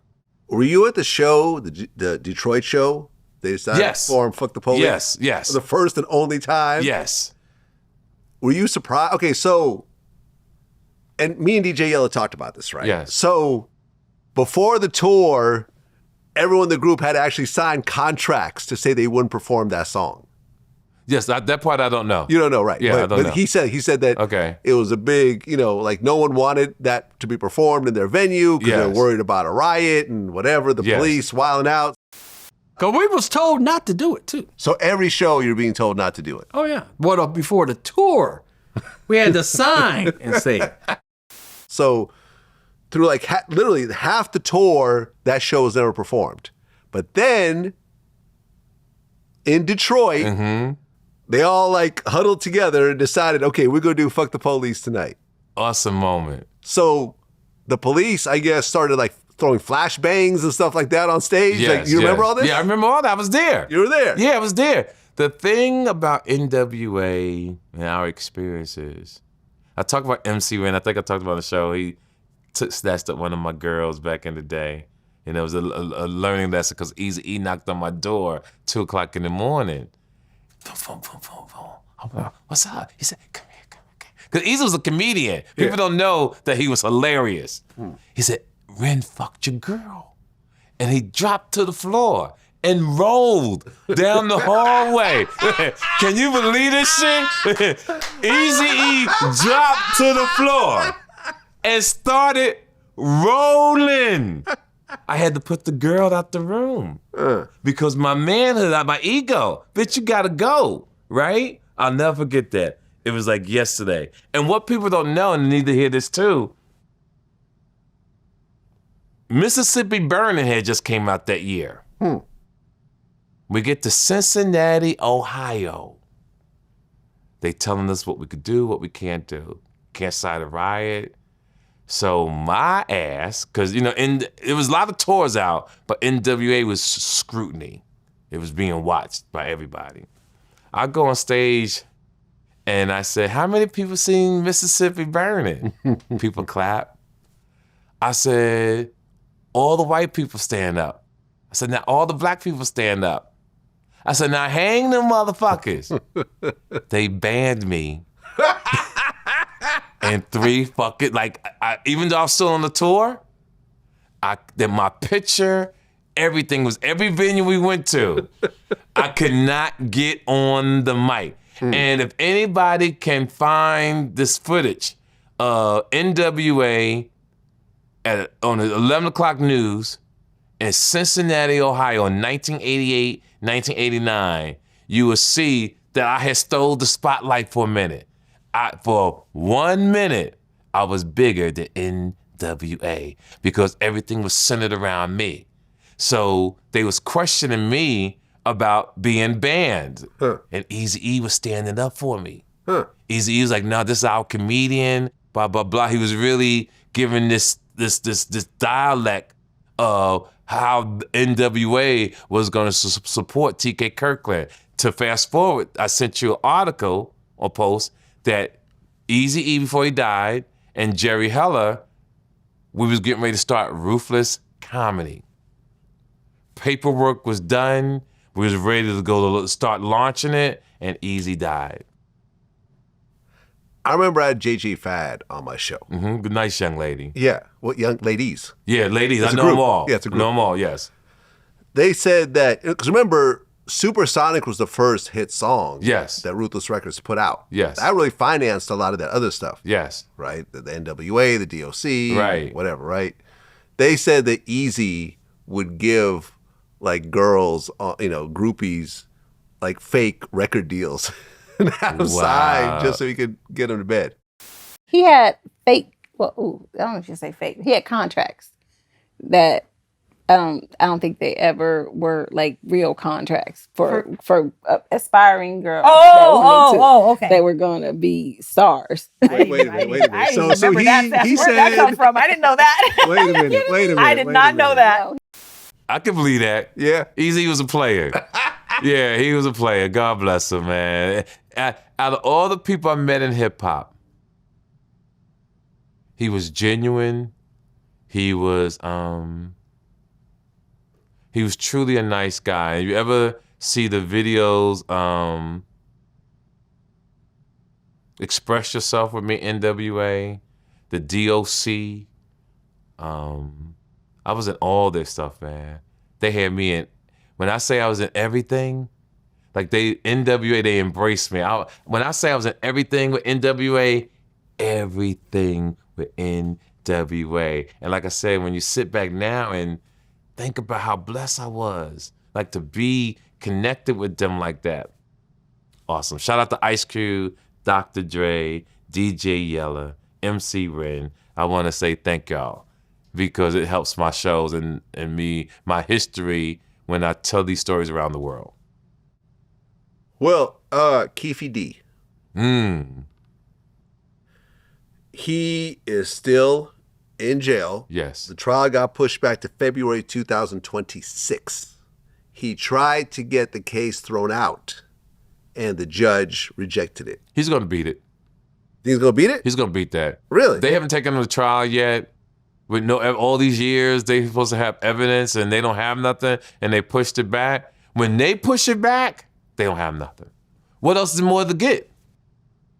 Well, here's what's interesting. And me and Reggie Wright went through this in our last interview. Okay. In the process of trying to get his case thrown out, he submitted the actual paperwork where he cooperated. Not with the whole Greg Kading thing where he talked about all the audio and everything. That happened like in the early 2000s. Pac got killed in 96. He provided his own paperwork. We cooperated in 1998 and 1999. And we went through that paperwork. In that paperwork, he accused Reggie Wright of killing Tupac. He accused Suge Knight of killing Biggie. Accused Diddy of killing Tupac. Who else? Mob James got thrown under the bus. Reggie Wright Sr. was accused of killing people and everything else like that. He blamed Reggie Wright Jr. For running a drug operation that Suge Knight was running until he went to jail. Like, he basically told on everybody. Wow. Now, none of it stuck. But it's interesting, I really felt like the reason why Keffe D even entered the media was to try to somehow explain away the whole cooperation thing in the Tupac murder. And now, when it's all settled, now he's released all the paperwork of all the cooperation that he's done. So whatever plan he had in the beginning, and now he's in jail facing murder, like whatever plan he had in the beginning definitely backfired. I tell people all the time, the people on the street that are always arguing the most, oh, he a snitch, is usually the motherfucker that's a snitch. I never talk about snitches. I never talk about I don't care. Yeah. Honestly, you could be a snitch around me. I don't care. I don't care. There's nothing to snitch over. Yes. I don't even want to be involved. Like, I want to be so far away from that life. I want to be so far away from even thinking what people are doing. I just want to live peacefully. But I told you all of us know each other, And when I talk to the guys and the old heads, let's call it the old heads. Yeah. They don't understand why the young kids and old heads with Keefe come on your shows and other shows. So they don't mind them coming on these shows if they talking about something constructive. But to come on these shows and talk about what you've done, who you hurt, who you robbed, what drugs you've done, X, Y, and Z, is got to be some of the most asinine shit we've ever seen in our life. I mean, like, it ain't that much being a celebrity. Yeah. I was watching something without saying the person's name, watching the interview a couple days ago, and everybody just sitting on the couches talking street shit. Not thinking that the fucking local police, feds, are not putting pieces together. I mean, yeah, listen, you told me before the interview that you don't want to talk about it, so we're not going to, really go into it. But, right now there's the whole RICO case with Big U. Yes. Brick Baby, who's a regular on my show. Me and Big U have always been cool ever since he's been on my show. Loose Cannon, another guy who I don't personally know, but he's on my man Adam 22 show all the time. Yes. Like, we talked about this. We had this very interesting podcast that happened last week. Okay. Because I did an interview with Adam 22 on No Jumper, and right after my interview, he had an interview with Whack 100 and Trap Lord Ross. Mm-hmm. But then he was like, "Yo, DJ Academics is coming through as well." And this other dude, Remo, who's a podcaster. So all of us were all in the same room together. So this is basically like a majority of the big players in independent hip hop media. Yes. So we were all talking about this whole situation. And it's like, if you really take a step back, like LA has really been the epicenter for gangsters doing podcasts, talking about gangster shit. Yes. And bringing out specific stories and everything else like that. Only to have this whole situation implode and everyone now catches RICOs. Yes. And throughout the paperwork is references to No Jumper interviews and stuff like that. Yeah, see? Like all throughout. Right. And this is not the first time you mentioned this. Yeah. You've been saying this for years. And people watch your show. And they still go on these shows and tell all they fucking business. Well, and in the paperwork, they reference certain interviews where people actually confirm certain crimes on camera. This wasn't done on VladTV, by the way. It wasn't. Like I'm not involved in any of this stuff. Yes. Because I've always been careful with people. Yes. Right? Yes. It's like, I'm not going to have you, talk about, crimes with no statute of limitations or things you're actively doing. Now, the Keffe D thing was an exception because he wrote a book. Yes. And he wanted to talk about it. Mm-hmm. Right? But in general, I stay out of these situations. Yes. But you now see how everything finally just came to a head where law enforcement said, okay, I guess we'll just, we'll pay attention to all this. And I don't know, listen, I hope a lot of these guys go free at the end of the day. Like I said, me and Big U have a good relationship. Yes. Brick Baby, I just seen him a couple days before he got arrested. Yes. I randomly ran into him at the Beverly Center. I wish them all the best. I just want you young guys, if you don't know nothing else in life, learn to shut the fuck up. I don't know what else to say. And here's how quickly things can go bad for you. There's a rapper from New York called 5EO Foreign, right? It was recently released, this information was released, that right around New Year's Day in New Jersey of this year, a woman asked him for a jump start because her car died. According to witnesses, he pulled out a gun on her and said, if I see this car parked from my building again, it's going to be a fucking problem. He was arrested, charged with unlawful possession of a weapon, aggravated assault, terrorist threats, and 2 other charges. And he's been locked up since January 18th. Damn. It is now March 25th. So for 2 months, he's been sitting in a jail cell. And this is like someone who has songs with Kanye, Alicia Keys, like Pop Smoke. He was, listen, he's not the biggest rapper in New York, but he's, right. a working rapper. He can get show money, you know, he collabs, he's in the studio, whatever else. He's been sitting in a dirty jail cell because he decided to pull out a gun on a woman and act gangster. Knowing that she probably was, not even probably, this woman's not a threat. Yeah. You're just in a bad mood and you happen to have a gun on you. A gun you're not even supposed to legally have. I don't understand, Vlad. Like, did you see the young man that shot the gentleman because the gentleman complimented his girl about tattoos? No. You didn't see that? No. Yeah, he shot this young man because the girl complimented him about the tattoos. He got life in prison. He just got sentenced like about a week ago, 2 weeks ago. I mean, look, there's a story. There's a guy named G Money Lil Ronnie. Mm-hmm. He got killed in Fort Worth along with his 5-year-old daughter. I saw that. Killed in the car. Yes. What type of fucking retard are you to shoot up a car with a little girl in it? Isn't that something, Like, man? seriously? Like, you hate this guy so much. These young kids think that's some gangster shit. You hate this guy so much that you're going to kill a little 5-year-old girl. Sad. Man, I hope you get raped in prison every day. Oh, you already twice know. on Sunday. You already know what's You know what I'm happening. saying? To all the guys that just mentioned something. To all you young men who think you're tough because you got a gun on the street, that you killed someone, you have no idea what you about to, the storm that you about to face going into prison. Now, I went to prison once because I was one of the first guys to go to Scare Straight in 1978. And they went to Rahway State Prison in New Jersey. And when we walked in there, you talk about guys that look like they could bench press 500 pounds, right? Swole. But watch what I'm about to tell you. They had on booty shorts. The shirts and tied up in the front with a little knot like a woman. Scarf around their head. You know, on the street, they was gangsters. But in there, they was somebody's female. And the kids that I see get locked up, don't stand a chance.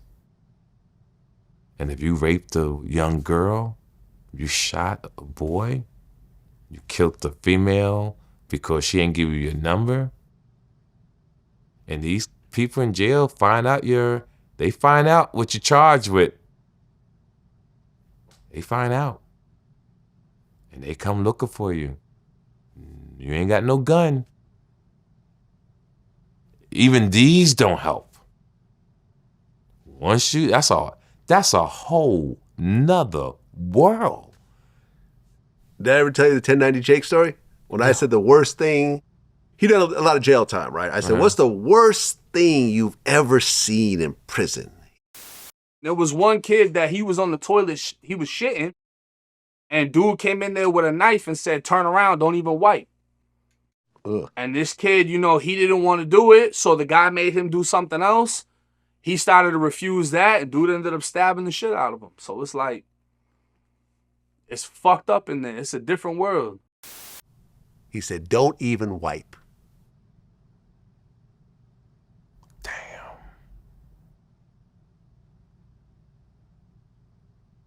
I don't think anyone's ready for that situation. Absolutely. You putting fear in my heart. If I was even thinking about something on the low, you corrected me. Yeah. To all you young kids, even women, listen to me. I hope we reach millions of people. If we can just get 5 to make a good choice, we did our job. Because guys take a split second to make a bad decision, and it's over. I mean, Kanye is still on a bender. Yeah, Kanye's situation, I don't know what to think of him. Yeah. My man Academics actually just did an interview with him. It's not out yet. Okay. But he broke it down when we had our a whole podcast together. He said when he showed up to the hotel room, Kanye had a black KKK outfit on with the hood and a iced out swastika around his neck. He did the whole interview like that. So all you can see is his eyes through the holes, wearing a KKK outfit. I don't know what he's trying to do. Is it publicity stunt? I don't know. You don't know. He's trying to say I just want to prove that I could talk about Jews and they can't take my money again and I'm still a billionaire and I'm just trying to prove a point.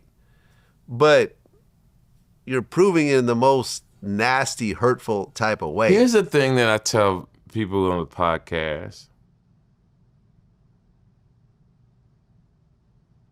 People are watching you, especially the kids. And whatever you put out in that universe, negative or positive, they're going to pick it up. And I want people to really understand what they're doing. You're saying all these crazy things, you're doing all this stupid shit, these lies now that you can't stop no more. There's nobody to fact check stuff. And we live in a time that it's hard to explain. It's really hard to explain what I'm witnessing and what I've experienced and what I've seen my whole life. And this right here is social media is really one of the worst things. It's good if it falls into the right hands, and it's bad because what's so crazy about life? You could post some of the most positive stuff on Instagram. Nobody cares. Nobody cares. Yeah. You do something about a shooting or somebody got smacked or someone's life is worse than yours. Viral. Did you hear what Kanye said about Jay-Z and Beyonce's younger kids? I saw that. I read that. He said, wait, has anyone ever seen Jay-Z and Beyonce's younger kids? They're retarded. No, literally. This is why artificial insemination is such a blessing. Having retarded children is a choice. Yeah. The thing you like about Jay-Z and Beyonce, I heard that they said they might sue him, but they might sue him, yeah. Normally Jay-Z is poised. He doesn't let nothing rattle him. Yeah, I mean that Tony Busby lawsuit was the first time you really heard Jay-Z, and he even did it through his lawyer. Yes. But he basically it seemed like he was pissed off. Yes. But then again, that's if you had never done anything like that in your life and suddenly some wacko from middle America is accusing you of raping her when she was 13 and the story doesn't match up on any level. Including your own father even said, I don't think it's true. What's sad, there are attorneys out there that are like this man, that go for the money grab and just to get lucky. They know it's a Hail Mary, but Hail Mary sometimes go in. And if you could do this 1 out of 20 lawsuits and get millions of dollars, that's a win. So I'm glad Jay-Z did what he did. I'm happy for him. Yeah, I mean, look, Kanye, after doing the Academics interview, he just flew out to Japan because he feels like he's not safe here. They're trying to kill him. Listen, I've known people with mental illness. I see it. Yes. This is what Kanye is doing is not all that shocking to me. I've had people around me who have, I think, similar makeups who accuse me of insane things, who are unbelievably paranoid and so forth. And it's really, you can't talk them out of it. Like they're not even messing with you. They truly believe it. Okay. And it's, it's scary to see sometimes. Yes, it is. Especially if you care about that person. Right. And a lot of times, like imagine, he started selling swastika t-shirts on his website. Yes, he has an iced out swastika. Right. He was wearing, I remember he was wearing a shirt with a swastika on it. Like, there's nothing good about that. Like, there's nothing good about what the Nazis did. No. It's like, imagine a white guy really embracing slave masters and lynching of black people and, walking around with nooses with a black person hanging from a noose on their shirt and stuff like that. It's horrible. Like you're embracing Nazis. You think that these new Nazis are, they love black people? Right. These are all anti-black groups. Like I said, Kanye, when I don't know something or can explain it, I stay quiet. I don't even have an answer for this gentleman. Oh yeah. Well, he had mentioned. I remember he was like, "Yeah, I didn't have sex with Iggy Azalea because I was cool with Cardi, Playboy Cardi, who him and Iggy have a baby together." And I guess Iggy actually responded. I think I read that. Yeah, because I guess in 2012 when Iggy was 20, she actually had a meeting with Kanye, and he was like, "Yeah, I jack off to your pictures." He's like, "You have a boyfriend, right?" He's like, "Does he have a big dick?" And it's like, I know it's big. It's just like, she said it was just the weirdest conversation. I bet it was. He started playing porn, I guess, in the meeting. And it was just like, I don't know. And another thing, see, and this is what I think it kind of is, because academics mentioned this. This interview is not out yet, but he said Kanye told him he is the closest thing to God on this earth right now. Wow. And that's why he's going to act the way he acts, because, God is vengeful and, God doesn't like being double-crossed. And, he has this whole list of people that betrayed him, like Virgil, Kim Kardashian, Jay-Z, Amber Rose. I bet co-parenting with that motherfucker is insane. I don't really think there's any more co-parenting left. I think, I wouldn't be surprised if Kanye lost 100% custody of his kids. I believe it. That he would not be able to. You can't have a lunatic like this. No. Because I guess what had happened was, I read about this recently. I guess Northwest was about to go meet up with Kanye, but then Kanye announced that he's at the house with Andrew Tate. And that's when Kim was like, "No, we're not doing this. I don't want my daughter around Andrew Tate and some of his views and stuff like that, about women and so forth." So it's like, he's doing everything to lose contact with his children. Yes. Like he's doing a great job of it. He's doing a great job. Yeah. He's doing a good job. Outdoing himself. Yeah. I don't know too many people that are, and that's the thing. It's like he was telling academics how his kids are like his only family that he has left. Man. Mom died. Dad, he's not close to. Wife that's completely obliterated. It's just the kids. But, now he's going to lose access to his kids because he's acting like a lunatic. Think about it. If you're a mother, and let's just take Kanye out of the situation. Yes. Your kid's father is wearing swastika shirts and saying he's a Nazi and calling you a sex trafficker, because that's another thing that Kanye was doing. He was saying the Kardashians are sex trafficking my black children. Right. Yeah, you done. You done. You done. Yeah. Yeah, you done. You done. Well, Irv Gotti passed away since our last interview. Yeah. Did you know Irv? Did I know him? Yeah. Oh, yeah, I know everybody. Of course you know. Yeah, I know Stupid everybody. Question. Yeah. Yeah, I know everybody. That hurt me. And to see that he died of diabetes. And we talk about this so much over the last 10 years, right? I've been dealing with you about 10, 11 years? Something like that, yeah. Easy. Yeah. We tell people all the time about the health and the diet. His brother, Chris Gotti, who I'm actually cool with. Yes, it's my man. We spoke recently. Yes. Right? Because I'm like, "Listen, did you want to do something right now? Because I know you did a little something on this one podcast." He goes, "Nah, bro, you're my friend, so I'm going to tell you, like, right now, I'm just not ready." Right. And I'm like, I respect you. Yes, I get it. But I guess what he had said on this one podcast was that Irv just never took his diabetes seriously. Had to take it serious. There's so many things you could take, you know, certain type of juices. I read earlier today that you could actually take any type of vinegar and put it in water, and it'll help with your glucose levels and etc. We could Google that too. If people watch it, vinegar, any kind of vinegar, as long as it doesn't have sugar in it, and put it in water and drink it, it will help your diabetes and get glucose to go down. So we want to do everything possible to keep us on this damn planet. You know? Because I love this shit. Yeah.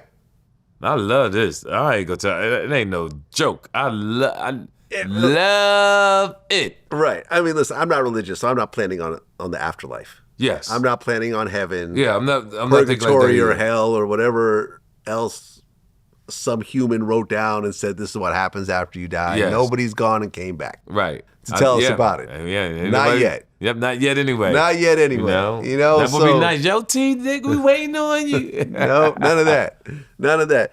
And look, I mean, it's always interesting how, and look, when Irv died, you know, 50 Cent posted, you know, Yeah. smoking on that Gotti pack. But then again, I think 50 sincerely feels that Irv has something to do with him getting shot. And, you know, based on people that I've interviewed, like detectives and so forth, it's probably true. Probably true. Not to say that he sent the shoot, but for example, the guy that shot him, I remember I interviewed this one detective. He said the guy that actually shot 59 times ended up being head of security for Ja Rule afterwards.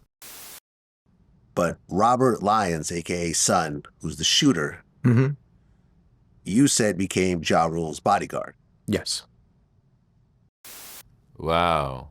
You know, Okay. it's a little hard to get over that. Yes. And say, oh, you know, rest in peace. You know, we had our differences, but, you know, he was a talented guy. No, Right. You know, I get it, especially with 50. Yes. Yeah. 50 is a beast. I mean, do you feel that 50's beef with Irv and Murder Inc. outshined Irv's actual accomplishments, which are very significant? I don't think you can outshine what Irv did. I think what Irv did was phenomenal. You know, he doesn't get the props that he totally should. And again, like I said, because I know everybody, me and Jeru is close friends. Ja Rule? Ja Rule. Yeah. It's like I said, Jeru. Lord, you think of somebody else. Ja Rule. Me and him are close friends. That whole camp, when I see them, show me the utmost love that you can imagine. I remember being at a party in Jeru. Is it Ja Rule? Ja Rule. Saw me. They made sure they put everybody out the way to make sure I got to the stage. So, and like I said, I got my love. I'm the guy that everybody in hip hop loves, right? So I rock with 50. I rock with Jeru. Rock with everybody, man. So my answers have to be very calculated. Yeah. Listen, because you saw what happened when I talked about and Cash Money's guy. Who? VG. Yeah. Did I ever tell you about that story? Yeah, I think you did. Yeah. His feelings were hurt. His feelings was hurt. Yeah. And that moment on, it made me realize, be careful what I say because I'm the big unk. And what I say, they take very seriously. And shout out to BG. Well, I think that when you look at the 50 Murder Inc. beef, I think that the greatest lesson from the outside looking in, and listen, me, I've interviewed Irv, me and Chris are cool, me and Ja Rule are cool. I've done multiple interviews with Ja. I have his number, you know, if I hit him, he'll hit me back. But I'm also cool with Tony Yayo. He's a regular on my show. Yes. Me and 50 are cool when we see each other. Yes. Ran into him on a plane like a few months ago. Right. Like, we chopped it up. I'm the media. Yes. Right? I think people at this point understand that I don't really have any vendetta against anybody. I'm just here. Yeah, you're the media. You're like NBC. This is what I do, right? Yeah, that's what you do. I just feel that the greatest lesson of that whole beef was like Murder Inc. was on fire doing a certain type of music. Absolutely. They were doing pop music. They had, you know, like the Ja Rule, Holla Holla and all that was in the past. Like that did okay, but like, remember when like Ja Rule and Ashanti dropped Always on Time? Yes, beautiful song. that was like the biggest song of that era almost. Yes. Ja Rule is writing songs for Jennifer Lopez, like What's Love, I think is a Ja Rule written song. Like they were in their pocket doing a certain type of music. Then 50 came in and started mocking them for doing something they were great at. Right. And instead of saying, whatever, we know where the money is. We don't care about this guy. We care about our audience. Yes. The audience is the most important part of this equation. Yes. Not who's ever beefing with you, not who's in your ear, not who's telling you what to do, not the haters. It's the audience and the numbers. If they had said, who cares? I agree. We're going to do Always on Time Part 2. Yes. And that's going to go 10 times platinum. Yes. Because they were talented. They were talented. Yes, they were. Irv Gotti, musical genius. Yes. Ja Rule. Ja Rule, yeah. His pen was ridiculous. Yes. You know, Ashanti was a star at that point. The chemistry was phenomenal. I mean, Nas was kind of around him at one point. Bobby Brown I think, did some stuff with him. Yes. Like, everyone wanted to fuck with Murder Inc. Yeah, they had it going on. If they had just said, we don't care, this is just noise. This is not going to actually affect what we do. Yes. But instead, they're like, oh, okay, well, I got to do Clapback. I got to do like New York. I got to get more gangster because 50's gangster and music is turning gangster. Nah, like, I don't think anyone looked at Ja Rule like a gangster. No, he was just a talented Just a talented guy. Keep doing what you're doing. Yeah. Don't let what we say, don't let nobody knock you off your square. Now, look, I've been around Ja Rule. Yes. Ja Rule is well built. Yes. He's stocky. I wouldn't want to get into a fist fight with Ja Yes. Rule, right? Right. I would probably lose. But that wasn't the way the world viewed him. Yes. In terms of his success. I agree. And I just think it's such an important lesson that you have to drown out. It's so easy to get caught up with whoever's trying to beef with you, you know, because they're trying to get their numbers up by doing this, especially if you reply. I agree. If 100%. You just ignore it and you just focus on what you're great at, because we're all great at something. Yes. I think Murder Inc. could have been a major label at this point still. I totally agree. Because the kind of music they was doing. Yeah. Yeah. It transcends all over the world. It wasn't just America. It was songs that you can hear in Spain. It's songs that you can hear in Nairobi, right? You hear it. Yeah. I totally agree with you 1,000%. 1,000%. Have you seen Neo with his 4 girlfriends? I see that he has been parading around? Neo's just having a ball. Hey, listen, live the dream. Yeah. If you can get women to understand your Constitution, you won. I'm going to give everyone some free game about women. You and I both know this. Yes. But a younger Vlad did not know this. You would be surprised how powerful honesty is with women. Yes.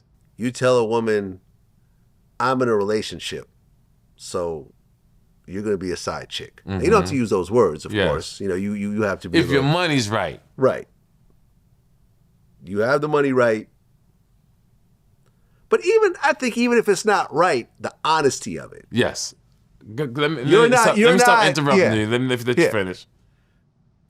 If you just keep it 100, you'll be surprised how many women will be okay with that and will actually appreciate the honesty as opposed to just feel like they're lied to all the time.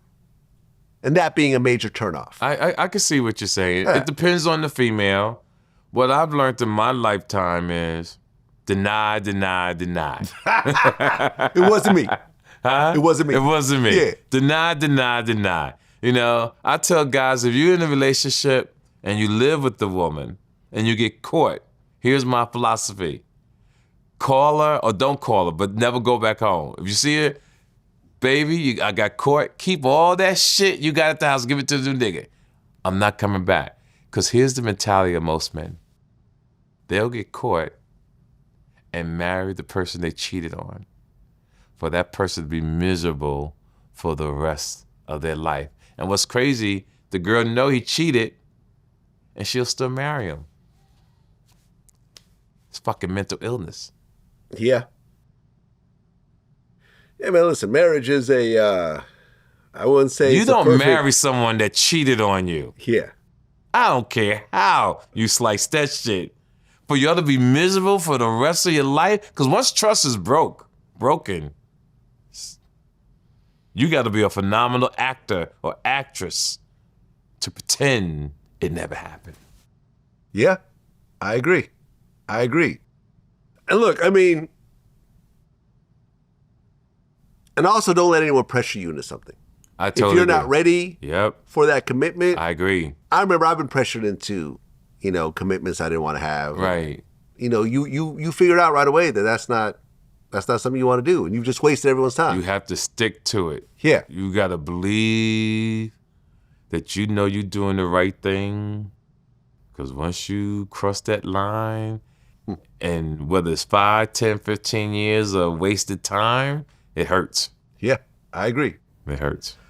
Well, I'm actually on a promo run right now. Yes. I just did Cameron's show. I just did No Jumper. I just did Bootleg Kev. There's a few more shows on the list. I don't usually do a lot of interviews, but right now it's a very interesting time because VladTV recently launched the VladTV YouTube Masterclass. So for $100 a month, you go to the VladTV YouTube channel. It will put the link at the bottom of the screen.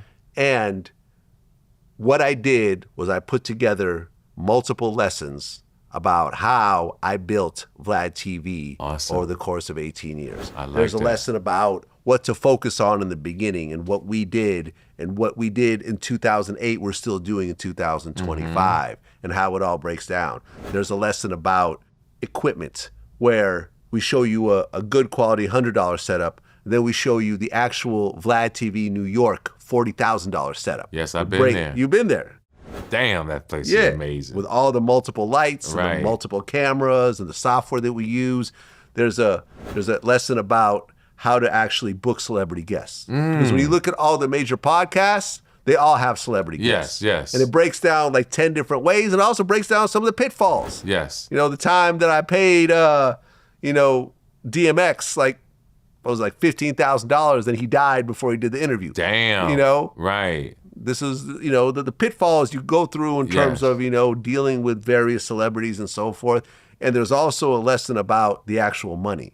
It actually breaks down how one interview I did made over $50,000. It breaks down why it made that money and how it's able, how you're able to actually duplicate that sometimes and so forth. And every month there's also an exclusive interview with a successful YouTuber. Okay. So this month is DJ Academics. Next month is going to be Terrence Gangster Williams. That's actually one of my favorite episodes because Terrence, do you know Terrence personally? I don't think so. Okay, so that's Birdman's half brother. Okay, yeah, I think we talked about it a long time ago. Yeah. Yes, He was part of the original Hot Boys. Okay. Which was the street gang. Yes. That was terrorizing New Orleans. Yes. Terrence got out after doing like 27 years as a convicted felon who was not able to get very many jobs. The only job that he could get was at Tyson Chicken, where he was hosing down chicken blood. Wow. Because he had to report to his probation officer. Yes. After we did our first interview, he got the idea to start his own YouTube channel, which he records in his own home. After about a year, he starts making about $100,000 a year. And he goes to his probation officer and says, yo, can I quit my Tyson Chicken job? Probation officer looked through the paperwork, through his bank account, said, absolutely, please do. And that's just, to me, that's such a great story. He sent me a spreadsheet where he's made over $300,000. Yes. Like, I hate the way the legal system works in America, that if you have a felony, you then are going to be punished for that for the rest of your life. Yes, so true. Every job you apply to. Places where you rent. Yeah. Hard to get apartments. Yep. Hard to get jobs. If you apply to a job and you check off that felony box, they could legally tell you, we're not going to hire you. Absolutely. Because of that. Yep. And the fact that you see this guy, okay, he's Birdman's brother. Birdman's that hasn't been helping him. Yes. He, on his own, built up a following, went out there, hustled, doing interviews on other platforms, getting guests on his show, like going back and forth with Boosie and all these little things, and showed how all the boosts came to the point where now he could wake up every morning, he owns his own business, doing content that he records himself. That. So on your thing, are you going to teach people how to monetize? Yes. Because when I travel this country and I see people do the podcast, I say, are you monetizing? And some people don't know, so I'm going to make sure that watch your program. Oh yeah, listen, when I brought up to Cameron last night, we talked about this. He goes, yeah, man. He goes, the first like 8 months of running his podcast, they didn't even know how to monetize. They just didn't press the button. And he's like, yeah, we probably lost $500,000. Right. By just not knowing what to do. You got to know what to do. That's great that you're doing that, Vlad. Well, it's important, man. I wish I had this Yes. when I was first building my channel. Yes, I'm always going to push it for you too because I want people to control their own life. Yeah. This controls your own life. Well, look, and people like to say, well, some of this information you could get free on YouTube and so forth. You're not going to get it from someone that's been doing it from the very beginning that YouTube actually became a business to now, and has been doing it successfully, making millions of dollars every single year doing it. And I actually, and I have a promo video where I revealed that over the course of VladTV, over the course of these 25 years, I made over $30 million. I believe it. I see this shit. Keep in mind, in the beginning, it was almost nothing. So you got to it's not like, oh, he just made $1 million a year. No, in the beginning, it was almost nothing. Right. And then it started to build up. Yes. So to have someone actually break it down, and then every month, I actually do a live session with those members where like I just did one on Saturday where I spent an hour online and asked literally every person was able to ask like 5 or 6 questions. Awesome. And I personally answered, broke down the answers and everything else like that. Well, because I really feel like I'm one of the world experts when it comes to this. Absolutely. I agree. And this is honestly. Because at one time you was going to stop. Yeah, I was thinking Remember about we talked about that. And I said, nah, Vlad. Keep going. I said, keep going because no matter how it goes, you are the pioneer. Because you said the market's getting saturated, and I'm taking credit for this. That's right. We had a talk. I said, nah, Vlad. Do you remember that conversation? I remember, yeah. So no, Vlad, keep going. Nah, man. And now look what you're about to do. Yeah. And this is really an interesting pivot in VladTV because it's like now we're actually trying to help other people. I love that. And the price tag is what it is. Because it's worth it. Well, I only want people that are taking it seriously. Yeah, it's worth it. I'm going to listen to me. You gonna do it? I'm going to push it. Okay. Because I know the information you're gonna give can help so many people. It's gonna be way like just utilizing one thing in one of the lessons, will save you way more than $100. Like there's a new episode we're dropping that we're finishing up right now where I showed how if you take a video that's been demonetized, right? So we have one of the biggest videos on our site is with this porn star named Sarah J. Yeah, I know Sarah J. Right? Mm-hmm. And that video's got about 7 million views over the years. In the past year, that video, even though it's like 12 years old, has gotten 100,000 views. But because it's demonetized, it made less than $4. Man. I showed another video that's newer, that's monetized, same 100,000 views, $430. You're talking about a 99% decrease. Yes.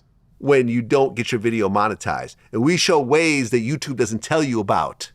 There's like secret ways that YouTube doesn't reveal that allows you to get a video back monetized again. And I'm like, if I had known this, I could have probably made an extra $1 million over the years. Man. $1 million.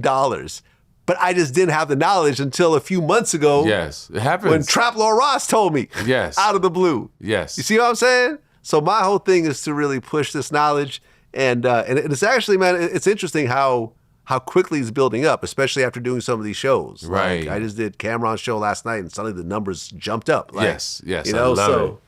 So man, I'm really hoping this helps out a lot of people. And you can go to youtube.com/VladTV/join and choose the Masterclass option. Guarantee if you're serious about YouTube, you're going to get a lot out of this. I guarantee. Listen, I think like I said, we're going on 11, 12 years. Yeah. And to see that you're doing this, I like that. Thank you. Salute to you, Vlad. Thank you. That's what it is. TK Kirkland. My man, thank you so much. And may your pain be champagne. That's what it is. Yes, Till sir. next time. Peace. Yes, sir.